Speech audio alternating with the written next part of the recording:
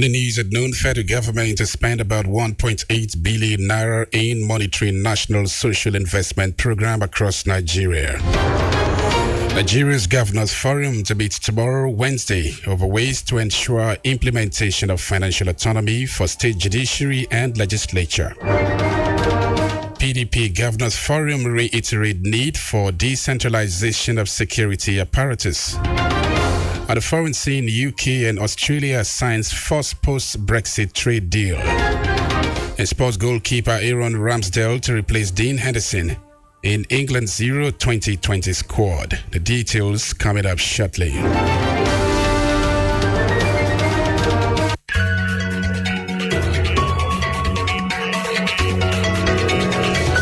Good afternoon. Welcome to the news on 101.1 FM with you. I am Samuel Williams.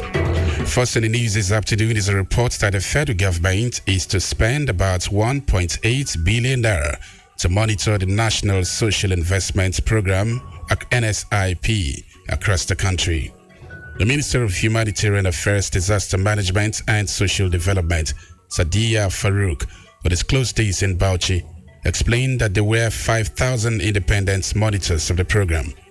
Farouk was in Bauchi to distribute gadgets and engagement letters to about 250 beneficiaries trained and deployed to different local councils in the state, said the 5,000 beneficiaries would be paid 30,000 naira monthly for 1 year, amounting to 1.8 billion naira. According to her, the monitors would oversee the activities of manpower, conditional cash transfer, homegrown feeding, and government enterprises and endowments program that was introduced in 2016. In the meantime, the federal government has released a date for the opening to traffic of the second Niger Bridge. The managing director and chief executive of National Inland Waterways, NIWA, George Mogalu, who made the announcement in Anambra State, stressed that the second Niger Bridge will be open for vehicular use from February 2022. Mogalu reiterated that the administration is committed to transforming the life of all Nigerians, including those of the Southeast.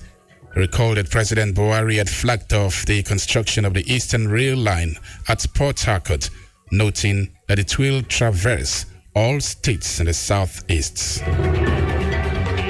Away from that, members of the Nigeria Governors Forum, NGF, have scheduled a meeting for tomorrow, Wednesday, to, among others, strategize on ways to ensure the actual implementation of financial autonomy for state judiciary and legislature. The head, Media and Public Affairs, NGF, Abdulrazak Bello Bakindo, in a statement said the issue would form a major item of the agenda of the virtual meeting scheduled to commence by 2 p.m. According to him, the governors would also deliberate on the Memorandum of Action, MOA, endorsed by representatives of the NGF, the Judicial Staff Union of Nigeria, JUSU, and the Parliamentary Staff Association of Nigeria, PASAN, and other stakeholders before the over 2-month-old strike by judicial and parliamentary workers was suspended. He noted that efforts were already underway in all states to either constitute the state's accounts allocation committees or to inaugurate preparatory to the granting of full autonomy to legislature and judiciary at the state level. In a related development, the People's Democratic Party, PDP Governors Forum, has reiterated the need to decentralize the operations of the security apparatus of state, even within the existing legal framework, to ensure the input of local operators and state and local government in policing and security, following the recurring question of insecurity of lives and property in Nigeria. In a communique issued at the end of the forum's meeting held at Government House, and read by the chairman of the PDP Governors Forum and Governor of Sokoto State, Aminu Tambuwal, the governor stressed the cooperation and synergy between states and federal government in security operations is critical in securing the nation. The meeting reminded Mr. President that he has ultimate authority under the Constitution over security organization. Cooperation and synergy between state and the federal government in security operations is critical in securing Nigeria. Even though police is exclusive list The states spend huge sums of money to support the security agencies to carry out their duties. The need for an appropriate legal framework to involve the states in policing has become even more urgent by the day. To this end, we reiterate our earlier call for the National Assembly to expedite action in passing the Electoral Act and constitutional amendments to ensure the structuring and decentralization of governmental powers and functions. The forum decried the recent NNPC's decision not to make its statutory contributions to the Federation account, and thereby starving the states and local government and indeed Nigerians of funds needed for employment, development and general well-being. The PDP governors also expressed deep concerns on the operational system and methods of the Central Bank of Nigeria, CBN. It viewed with regret that the CBN is operating as an independent government within a government, which is a perversion of the autonomy of the bank. The governors frowned at the rising and seemingly uncontrollable debt profile of Nigeria, with over 80% of normal appropriations spent on debt servicing, stressing that all the gains of the PDP government under Olusegun Obasanjo, where Nigeria exited its foreign debt obligations, has been destroyed.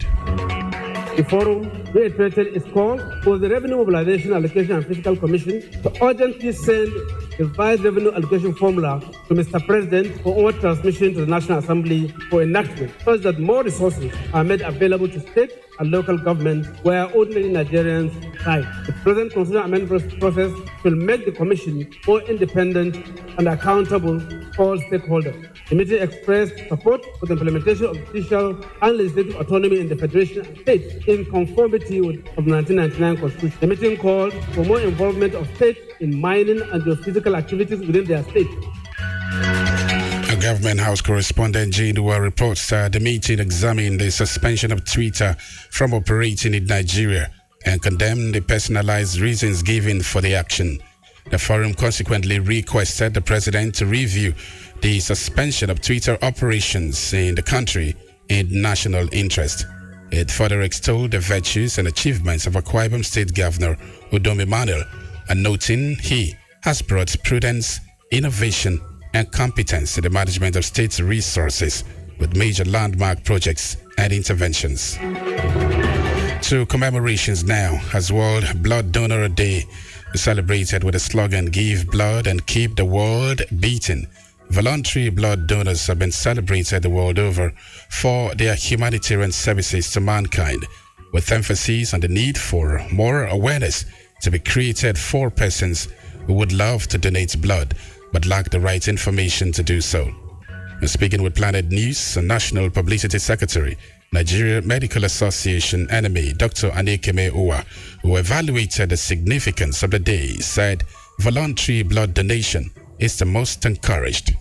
The day is also set aside to appreciate the critical contributions voluntary, unpaid blood donors make to national health systems. Even though other forms of blood donations exist, like commercial blood donation and donations to friends, family members, and relatives, voluntary blood donation is the most encouraged and most preferred. The day also provides an opportunity to call to action governments and authorities to provide adequate resources and put in place systems and the needed infrastructure to increase the collection of blood from voluntary, non-remunerated blood donors. So the slogan for this year's celebration is "Give blood and keep the world beating." This highlights the critical role played by blood donors in keeping the world pulsating by saving lives and improving others' health. Dr. Uwa emphasized the importance for blood and encouraged persons healthy enough for blood donation not to hesitate in taking part in the noble exercise. Blood is needed in conditions of severe anemia due to numerous factors, especially hemorrhage, like road traffic accidents, postpartum hemorrhage. It's also needed for exchange blood transfusion in children, so everyone needs blood. However, access to blood for all those who need it is not.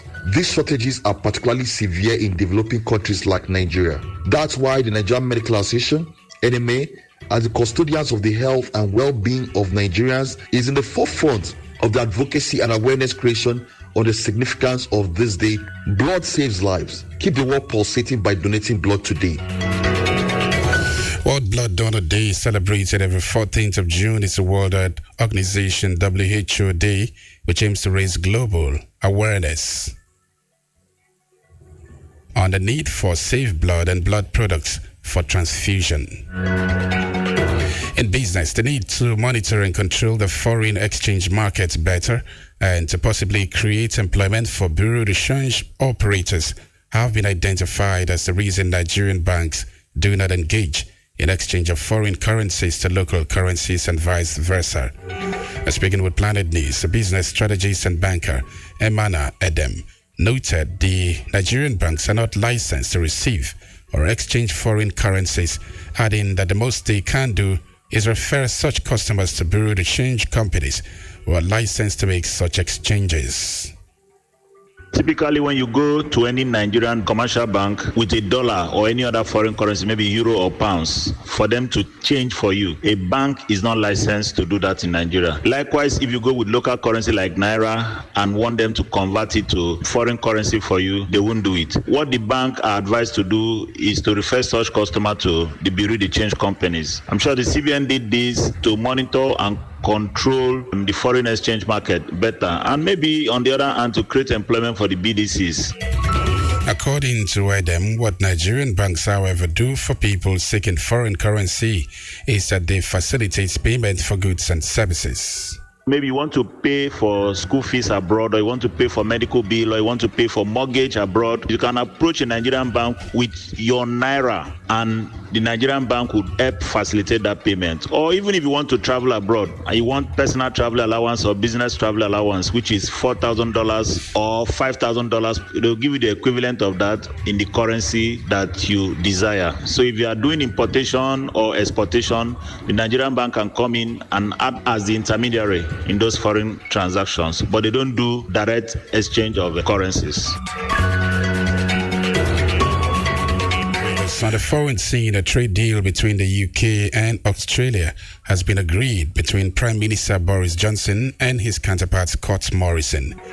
Downing Street said the new pact meant British products such as cars, Scotch whisky, biscuits and ceramics would be cheaper to sell to Australia. However, there has been concern from UK farmers over the deal. Reports say the agreement is the first trade deal to be built from scratch since the EU or the UK left the EU. It is seen as an important step towards the UK joining the wider Asia-Pacific Free Trade Agreement. Meanwhile, as part of the pact, the government says Britons under the age of 35 will be able to travel and work in Australia more freely. And sports goalkeeper Aaron Ramsdale has been called up to England's Euro 2020 squad to replace injured Dean Henderson. Manchester United keeper Henderson has withdrawn from the tournament with a hip issue. The will continue to limit his involvement in training. He will return to his club for further assessment and treatment. Meanwhile, Sheffield United's Ramsdale will be the one of the three goalkeepers in the squad, joining Everton's Jordan Pickford and West Brom's Sam Johnstone. Reports say he will follow COVID-19 testing protocol before entering the England camp. England will face Scotland in a second Group D match at Wembley on Friday. And on the entertainment scene, CNN's chief international anchor Christiana Amanpour has disclosed that she has been diagnosed with ovarian cancer. Amanpour broke the news yesterday, told viewers that the reason she recently took a break from work was because she had a major surgery. She added that she is confident about the outcome, even as she begins several months of chemotherapy to deal with the cancer doctors were not able to surgically remove. And that's been the news on 101.1 FM. But before we go, a recap of the major stories. October, the federal government is to spend about 1.8 billion naira to monitor the social investment program across the country. Members of the Nigeria Governors Forum have scheduled a meeting for tomorrow, Wednesday, to, among others, strategize on ways to ensure the actual implementation of financial autonomy for state judiciary and legislature. And the People's Democratic Party Governors Forum has reiterated the need to decentralize operations of security apparatus of state, even within the existing legal framework, to ensure the input of local operators in state and local governments in policing and security, now following the recurring question of insecurity of lives and property in Nigeria. On the foreign scene, we told you that a trade deal between the U.K. and Australia has been agreed between Prime Minister Boris Johnson and his counterpart Scott Morrison. And in sports, we reported that goalkeeper Aaron Ramsdale has been called up to England's Euro 2020 squad to replace injured Dean Henderson. Now, for comments and coverage of these worthy events, you can call our newsroom on 0812 770 2940. Visit our website on planet101fm.ng and also like our Facebook page at Planet101FM. The news was edited by Jane Boa. Before we end the news, be reminded that there are no limits to what you can accomplish except the limits you place on your own thinking. I am Samuel Williams. Good afternoon and please stay safe.